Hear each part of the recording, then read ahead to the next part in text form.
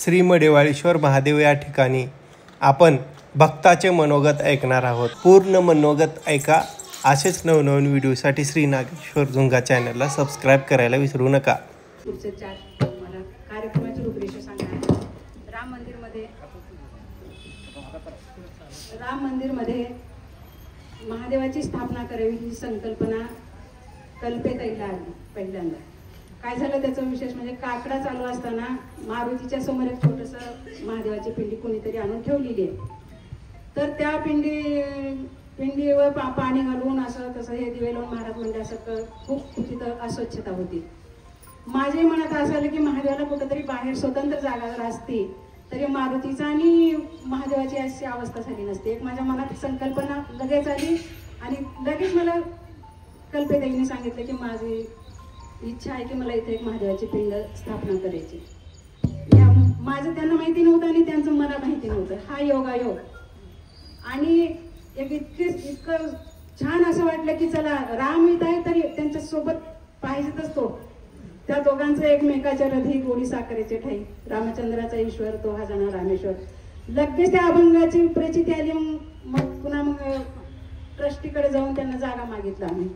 ते मंदिर थोडे स्वतंत्र नाही ना, मग सगळ्यांची मीटिंग झाली। त्याच्यामध्ये जाऊन आम्ही दोघी तिघी मी व्हिडिओताई आणि कल्पेताई तिघी जणी जाऊन त्यांना विनंती करून आम्हाला थोडीशी जागा द्या महादेवाचं असं या गल्लीमध्ये पण नाही, रामनगरमध्ये महादेव नाही तर खूप दूर जावं लागतं त्याच्यासाठी बायकांना। हे पण मी बघितलं होतं काकड्याच्या वेळेस।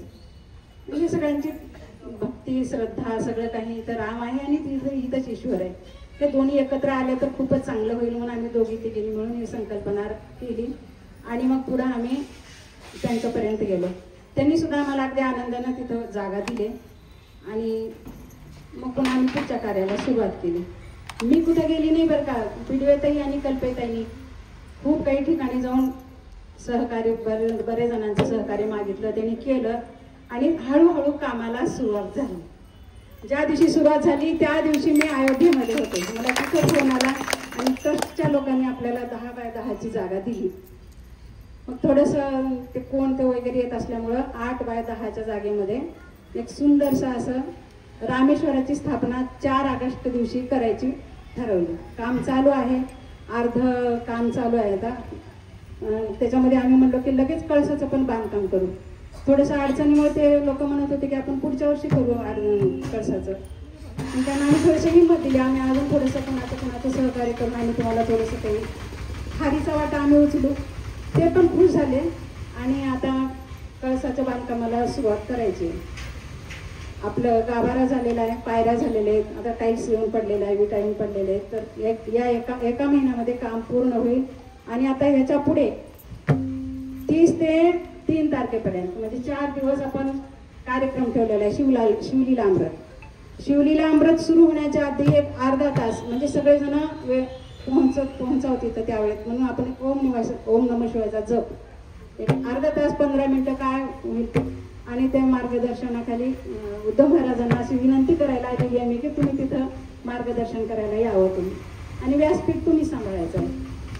तर सगळ्यांचं सहकार्य शिवलीला अमृतसाठी पारायणासाठी सगळेजण हजर राहा आणि कार्यक्रमाला येऊन तुम्ही आम्हाला सहकार्य करा। बाकी पुढचं आम्ही करूच सगळं, ठीक आहे।